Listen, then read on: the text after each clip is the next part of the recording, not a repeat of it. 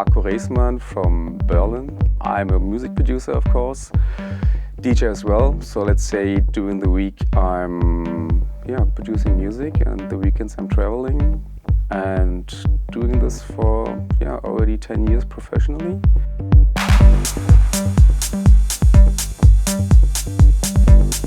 First of all, I need like kind of a groove, like kind of a feeling. Beat and groove is like really important because it's like the base, the basement actually of my production, and because I pretty much produce club music, and so the beat is very important, and the groove, and how all these single elements are fitting inside the beat or the groove. And I also just love to jam, so I'm having a loop, for example, just a beat loop, and then I play around with some external synthesizers, just like to get an inspiration, so I'm always like playing around or try to limit myself. So, okay, today I'm using only this synthesizer or only this plugin, because sometimes it's like just too much. Sometimes it's like, okay, what I'm going to do, or maybe I have a bad day, or maybe I have not the right inspiration, and sometimes it doesn't make sense to make music at all. It's like, okay, no, today is not the day to make music, because even though you try or play around, there's no direction at all.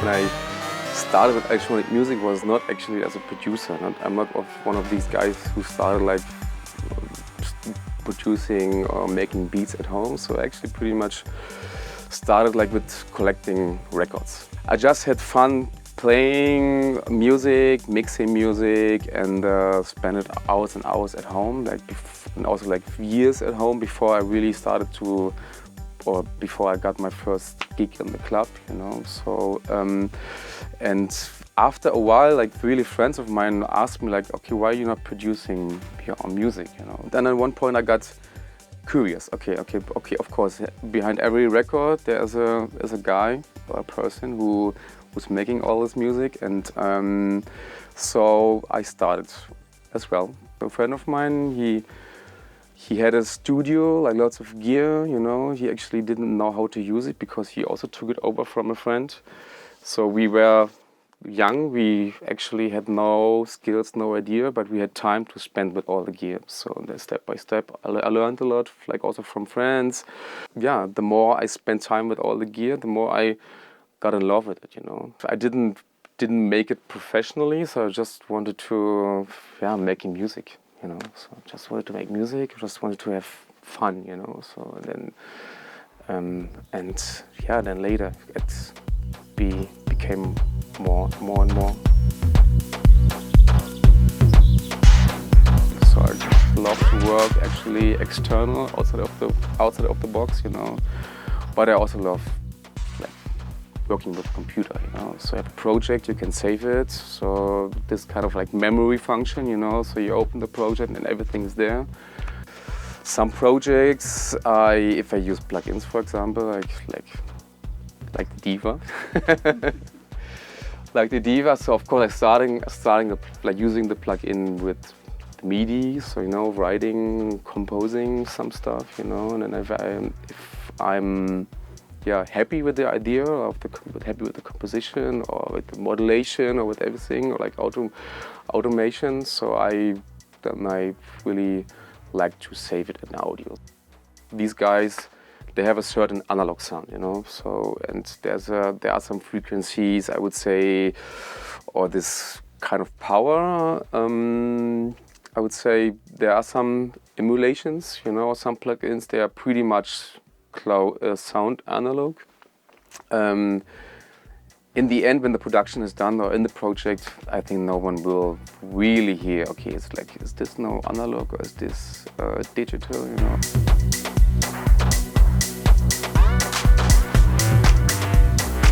My studio neighbor, Sirius Mo, he he's releasing on Monkey Town. Yeah, I asked him, like, can you recommend me something new, because I'm really out of inspiration and I'm looking for this like software synth that makes basses, pads, strings, whatever. And he said, yeah, check out the Diva. And I really immediately like it because of the sound. You know, it's really powerful, I think. You know, so I don't know like the intention of the guys, how they wanted to program or produce it, but I really can hear like this idea of sounding a bit analog. You know, so so I really like the diversity of the Diva, you know. So you have so many options. I'm using it for bass, I'm using it for strings, I'm using it for FX sounds, you know. So I really like the modulation, you know. You can go really crazy, you know. So I mean, of course, I mean, I'm totally fine with starting with a preset, you know, but I'm always changing it, and then you can go so far away from the preset, you know. So it's crazy, you know. And so you have the effect section, you know. So you have some nice delays. Even the reverb in Diva sounds good to me, you know. And filter sounds good. You have so many different filters, no, I think it's a great set.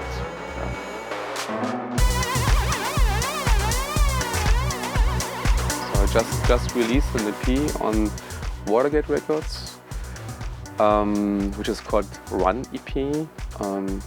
I have produced 3 tracks, so you have 3 tracks on the EP, and for 2 of them I used the Diva.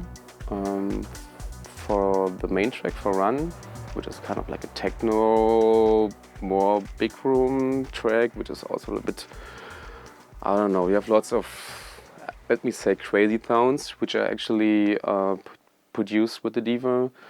And there's another one which is called Hello Again. Yeah, so the whole story actually began with this Hello Again track, but the guys from Watergate liked it a lot, and they said, okay, let's save this for your next EP on Watergate Records. It's almost, you know, like a couple of months ago. You know, if you spend so much time with producing a track, with mixing a track, hearing, testing in the club, like the whole process, it's pretty much when I'm done with the track or when the track is ready, I need like distance from the track, because, you know, I'm kind of like, you know, I have a little overdose. So I reopened the Hello Again project, and I had this feeling, okay, the track is missing some spice, you know, this little extra thing which makes it, like, from my point of view, perfect. And so yeah, I used the Diva to add this spice, and yeah, so it's like I used like I think it's a synthesizer sound, or like kind of a bass sound, and I used a lot of modulation, and which actually goes really crazy around inside the track, like thanks to the modulation of the Diva. And yeah, and after I added the spice, I was okay, now the track is ready.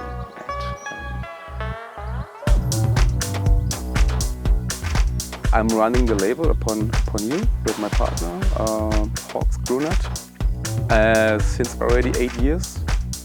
We started as a vinyl-only label. We're still doing vinyl, but of course we changed also our concept. We have lots of digital-only stuff. And of course, like in 8 years, if you do almost monthly release, so we have released pretty much a lot of releases. And this year, I mean, we will reach catalog number 100 in December, which is, yeah, also like a reason to celebrate, you know, 8 years of the label, release number 100, and yeah, so looking forward to the next 100.